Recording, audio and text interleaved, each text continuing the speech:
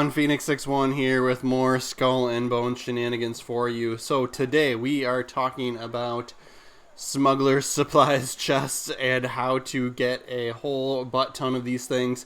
It's not crazy, it's nothing game breaking, but there is an easy way to get a whole bunch of these. I was going and earning maybe 15 or so per run that I was doing on this.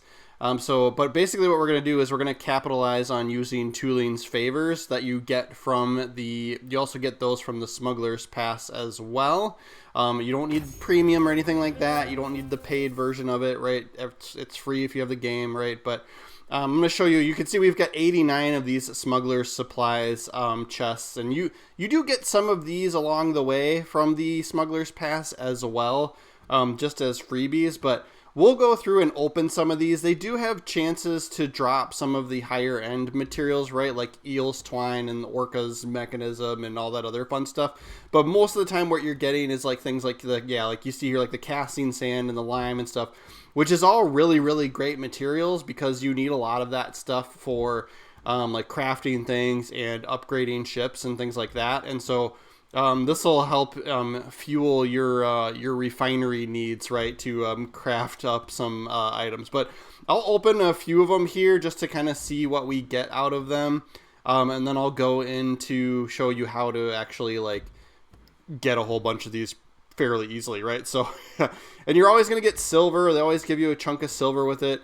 These Tooling's special steak dinner, I don't think those are anything that great, right? I typically have for the recipe food type items, I typically have one or two that I always stick to, and then I delete the other ones because otherwise you just have way too many of these things and they take up way too much space in your cargo hold or your warehouse, wherever you're putting them, right? So I don't think that the Tooling steak dinner is anything that special. It's maybe a little bit more on the bracing side, but yeah, so here we get 2 worm's breath out of one of those chests. And then, yep, another 2 Eel's Twine, so those are good drops. Coming out of these chests, right? So everything that comes out of these is always some decent materials, and then it looks like you get some oddball thing like a food item and then some silver, right? So that seems to be the pattern here. Materials, a food item, which is, whether you like those or not, for the most part, I think they're kind of useless because there's somewhat equivalent ones that you can just craft on your own anyway, so it's not a big deal to me, right? But yeah, so I opened so much of these that now our cargo hold is full. So yeah, Tooling special steak dinner. Yeah, brace strength, reduces brace stamina consumption. Yeah, nothing crazy. And then the coffee is just basically exactly the same perks as a water barrel. So I don't really know the point of having those, right? They do the exact same thing. But we'll open a few more and then I'll dive into the process for getting all of these. But yeah, there, Gannet saltpeter, so that's a good one.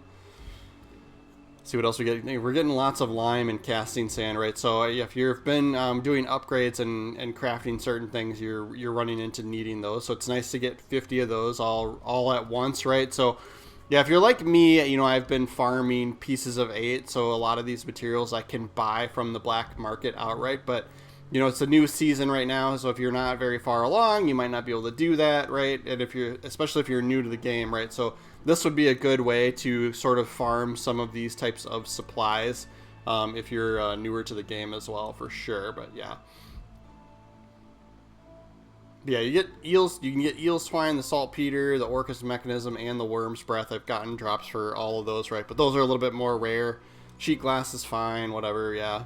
But yeah, most of what we're getting was the casting sand and the lime and shellac and all that other fun stuff. But the mission you're going to want to look for is up here towards the top right of the map, and it's the Anguish from the Abyss. Pay special attention to the time of day. That mission's only, it may show up, but the ship, the boss fight, only actually spawns when it's dark out, when it's nighttime. So pay special attention to that, because your Tooling's favor that we're going to use here to kind of capitalize on getting a bunch of these chests is limited to an hour, right? So you're gonna get these. Yeah, I've only got one left here when I'm using this one, but you're gonna get these from. I think the only way to get them right now is from the Smuggler's Pass. I'll show you where they're at in there, but basically go in and use these. You can also use the Smuggler's Fortune too if you want, right? That just gives you more basically infamy, right? So more kingpin rank as you like kill ships and stuff. You could use them both at the same time here if you wanted to, but the one that gives you more kingpin rank that's good to use for the new season 4 boss fights, because as you kill those those shield buoys and stuff like that, those count as getting ship kills, and so that then you're getting a lot more infamy rank there. But I mean, they'd be good to use here too, because you're killing all these extra like ad ships. I don't know what to call them, but basically this is Road Mangodin. I'm not sure if I'm saying that right, but we'll have to. So we teleported in, and actually there was a mysterious chest already in the water somewhere from the last time I was doing this exact same thing. And yeah, we see him up here, so we'll shoot at him a couple times to trigger the battle. And then, yeah, if you're familiar with the ghost ships, and specifically this fight, right, he's got 2 like glowing skull kind of things on the front of his ship, and those are the weak points, and pretty much for the most part he doesn't take damage anywhere else for a good portion of the fight unless you hit those. I think once you've destroyed them both, then you can do just regular damage to his hull. But the reason we're doing this fight is because as you like go through the various like stages of it here, he spawns some extra like clones of himself that are easier to take down, and those also count as elite ships, but they're way easier to kill. So the whole trick to this is just deal with him, fight him whenever you have to, right? I think that you've got to get him maybe down to like certain health points or something. I'm not exactly sure what triggers him to spawn all the clone, you know, his buddy friendships, right? But so if none of them are out, then you just kind of shoot him until they spawn, right? So just deal with fighting him. You do want to take him out eventually, because he also counts as an elite ship, and so you would get another chest from that. So you'll see me shooting him plenty of times, right? And then sometimes it's hard to distinguish him between the clones too. So but yeah, here we go. Here's a clone that spawned, right? And so a few hits on him on his critical points take him down, and then yeah, you're getting, so we got a smuggler supplies chest and a mysterious chest and a silver chest and some ethereal ashes, right? So you're getting a ton of those, and that was, you know, took us 2 seconds to kill that ship up, right? So yeah, so basically what I do is I fight the boss until some ads spawn, right? Until these clones spawn, and then I'm purely going after these guys until they're all gone, and then I'll fight the boss ship again, right? So previously, well, I don't know previously, but like, you know, sometimes people want to just go for the main boss to get the fight over with, right? And so then you could leave some of those ships could still be alive and they would like sail away, right? So take advantage of the fact that you're getting these extra drops for now. And this Road Mangadin, this fight isn't always available either, so keep an eye out for it on like the map. Sometimes I know like with past seasons, it would be here 1 week and then it wouldn't be available the next week, like that kind of thing. So just keep an eye out. It's the beginning of the season right now when I was filming this video, so, and he was available, and I just happened to have one of these Tooling's Favors things going, and then when I like opened up my cargo, I was like, oh, each one of those was counting as an elite ship kill. So yeah, you can see we're getting 170 kingpin rank per each one of these that we kill. So it would be beneficial to use the other, I forget what the other one was called, but to use the other Tooling's Favor thing too, which gives you additional infamy rank, right? So like that wouldn't be a bad idea to just use them both and then go and do this fight. But just keep in mind that the ship, you'll see it on the minimap during the daytime, and if it doesn't have like a countdown timer like telling you when it's going to start, it means it's probably still daytime and you just need to wait on it, right? So if you could time it right so that it's like right before nighttime, go to St. Anne, talk to William Blackwood and use Tooling's Favor then, and then come over here and do the fight. Because if you get through it quick enough, and it's still dark when you finish it, I've gotten him to spawn again like right before daytime starts, and then it still gives you the full 30 minutes to go through the whole fight again, right? So I'm able to double up on my like the boss fight and like the cycle, right? For with every night, if you can get through the fight quick enough, right? And then if other people come in to like help you, that's fine too. Just keep an eye out. Like sometimes people are gonna want to go after. They're gonna want to try and figure out which one's the real boss, right? And then they're gonna make the fight go quicker because they're gonna target him. So you'll just have to like try and go solely after the clones if that happens, right, and try and at least get hits on those clones, because then I think if somebody else kills them and you don't get a hit on them, that might not count as a kill for you, so then you might not get the extra chest. But anyway, that's just like my advice. That's what I was doing when other people spawned in to try and help with it. And then yeah, and if you're by yourself, you know, like I'm using the new ship, the Garuda or whatever, which works really, really well, but you got to keep in mind you're a glass cannon. So I did run into a situation a couple of times where like the clone ships would spawn like right on top of me, and then they were like, I got killed a couple times that way just because they spawn right next to me and I couldn't get away quick enough, right? And this is kind of a, you know, this ship doesn't have the best health pool, right, or armor, so you have to kind of keep that in mind.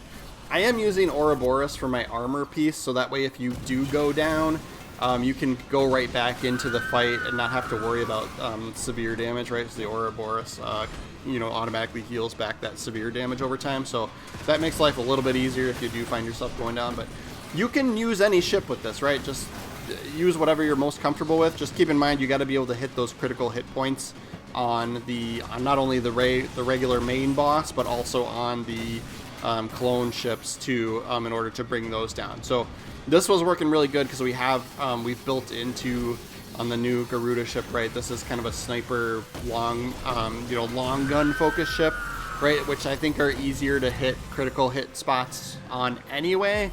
But then we're kind of, with the build, we're buffing into the like piercing and critical hit damage and stuff like that also. So if you're interested in that, I did just within the last few days put out a couple of videos about this ship and how I do the build. So if you're interested in the build, you can go and check those videos out. I always have a link in the description of my videos to my Skull and Bones content. So click on that, scroll through there, look for the the Garuda build, and yeah, check that out. But yeah, so each one of these, so yeah, we're fighting the main boss now and just trying to bring him down in health to try and trigger some more of the clones to spawn for us. And then it's just rinse and repeat, right? So here he's going to go, he's going to teleport away. So typically when he does that, you're going to see more of the clones spawning. And yeah, this is what I was talking about. So I'd have this happen here, right? And since we're in sort of a ship that doesn't have a lot of health, right? So I moved away from it because otherwise they all shoot you at once and you can go down. So just keep that in mind. Otherwise, you know, come in here with like a battle junk or a snow or something too, if you find yourself going down too much. And then yeah, here comes somebody in to help, which is totally fine. But just yeah, you're gonna have to make sure you get hits on these clone ships. Even if you don't hit them in the critical spot, right? If you hit them when you're immune, it counts as you were helping with it, right? So keep that in mind. But yeah, like we took that one out like super quick. We were able to get the critical hits on him on both sides, just by like going right past him there. And then of course here I'm struggling with this next one. But yeah, some of these attacks, like these skull attacks, if you're not familiar with this fight, some of these can be pretty brutal. So just gotta keep that in mind while you're doing this fight. So we'll finish this up, and then we'll see what our haul is just from this one. You know, I think this was like maybe a 10-minute run here that we're showing the whole thing from start to finish. And then, like I said, if you don't take the whole night to do the fight, he shows up again. And so you'll see, just when you're done with the fight and it's over, check the mini-map and see if there's a countdown timer for it. It might give you enough time to go back to like the nearest outpost and unload your haul.